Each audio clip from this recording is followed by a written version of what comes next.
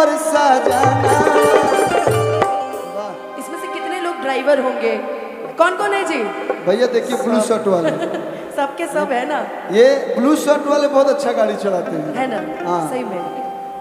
और भैया देखिए गाड़ी उसको नहीं बोला जाता है जो 4 चक्का चलाए, गाड़ी 2 चक्का साइकिलों के कहल जाला। हाँ। तो के गाड़ी चलावेला हो भैया तनी हाथ उठाइबा लोग। मैं भी उसी हिसाब से। आप क्या चलाती हैं? स्कूटी। ना ना रिस्क बा लड़किन के चलावला में भैया मत पड़िया लोग ना तो ठोक दिया सके सॉरी माना लड़का खुशबू लग रहा है इनको कभी ठोकर लगी है इसलिए बोल रहे हैं। नहीं नहीं हमको कोई ठोकर मार ही नहीं सकता, बाबा के भक्त हम अपने में रहते हैं। का भैया कामर लेके बढ़िया से जाई हा मोर डराई बरसा जाना, मोर डराई बरसा जाना। और सभी लोग झूमेंगे भैया, झूमे वालों भैया केकरा केकरा डांस करे वाला उठ चलोगे गाना में सब लोग एनियो से कहे के बा अरे गांजा पी के गाड़ी चल चलाई हो डराई बरसा जाना, गांजा पी के गाड़ी चल चलाई हो डराई बरसा। अरे कमर लेके बढ़िया से जाई हो मोर डराई बरसा जाना, कांवर लेके बढ़िया से जाई हो मोर डराई बरसा जाना। वाह बम बम बोले। यही से कि दाएं बाएं देखी के चलाई हाँ हो। एक लाइन गाएंगे फुटहिया चौराहा पजनी भुलाई हा इना की जाए के भदेश्वर नाथ चल जा गोरखनाथ बाबा हाँ, सही बात कि फुटहिया चौराहा पे जनी भुलाई हा मोर डराई बरसा जाना, गांजा पी के गाड़ी चल चलाई हा मोर डराई बरसा जाना, गांजा पी के गाड़ी चल चलाई हा मोर डराई बरसा जाना। ना छपर ना छाली सब कहे ओ धड़कनी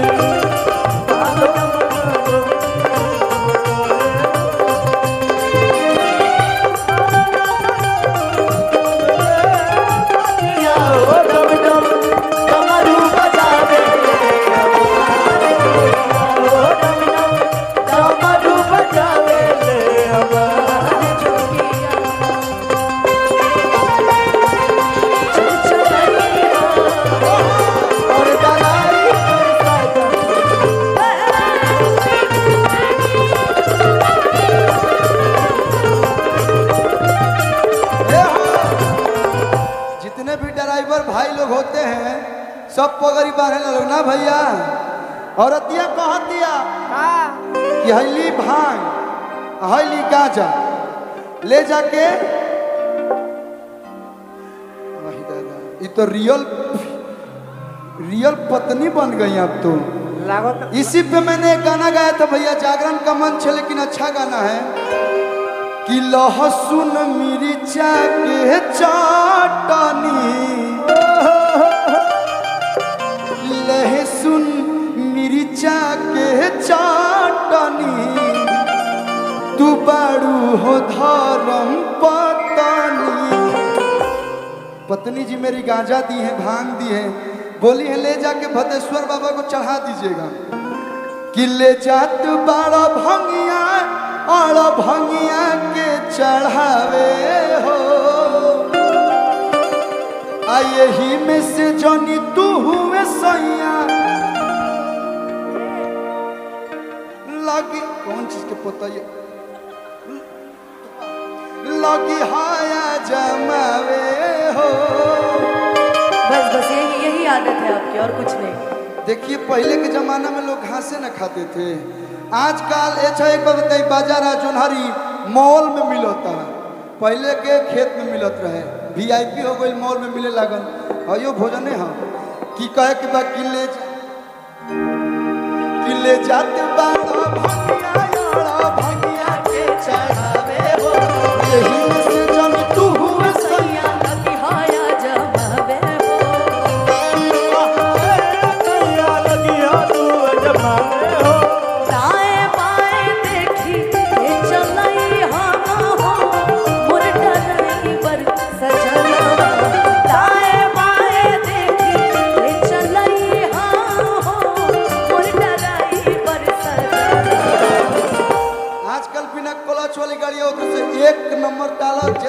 लेटर छापे के बाद छापत रहो तो कहे के बाद कि पछावा से जान टूटे कोई हो जान जाई बिहार ना हो उत्तर प्रदेश है जगह पुलिस बड़ा काड़ा भी है। जोगी बाबा एकदम टाइट करके रखे हैं, जो भी गलती करेगा पहले सटाक से 4 डंडा मारो। बात में पहले डंडा पहले, यही से आराम से चलाई हो कि अरे पछावा से जान टूटे कोई हो डराई बरसे पाछावा से जानी उठे कोई हो मोर डराई बरसे तो भांग पी के गाड़ी चंचलाई हो डराई बरसे ये चलाई हो डराई बरसे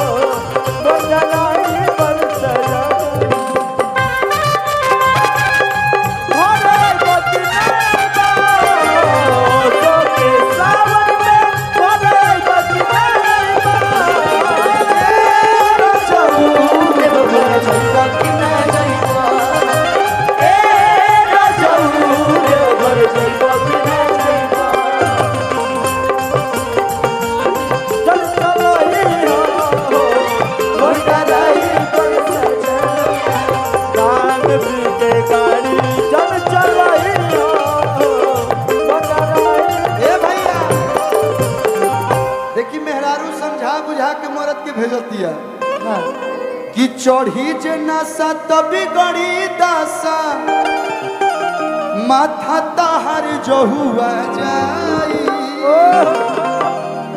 धरे के रहिया बस्ती वाला तो मस्ती वाला धरा जाई। बस्ती को मैं जीवन भर नहीं भूल सकता हूँ। कहे के बाद रास्ता में मैं भी नहीं भूल सकती। बहुत कम लोग जाने ला अनुपमा जी की हमारे गलती से नाम अरविंद है। भाभी आप जानती है मेरा नाम अरविंद है। मेरे बाबा ये नाम रखे थे अरविंद। बड़े भैया का नाम आशुतोष, छोटे वाले का अविनाश, उससे छोटे वाले का अभिषेक। लेकिन केहू अरविंद बहुत कम लोग जान ला। हम आवत रहे तो छोटी छोटी लड़का कर सकते कलुआ आ गई। कलुआ में प्रेम बा। अनुपमा जी अनुपमा आइल भी बड़ नीक गावतिया नु तो प्रेम हो तो कहे के बा कलुआ के भजन तू बजाई हो मोर डराई बरसा कलुआ के भजन तू बजाई हो मोर डराई बरसा भांग पी के गाड़ी चंचलाई हो मोर डराई बरसा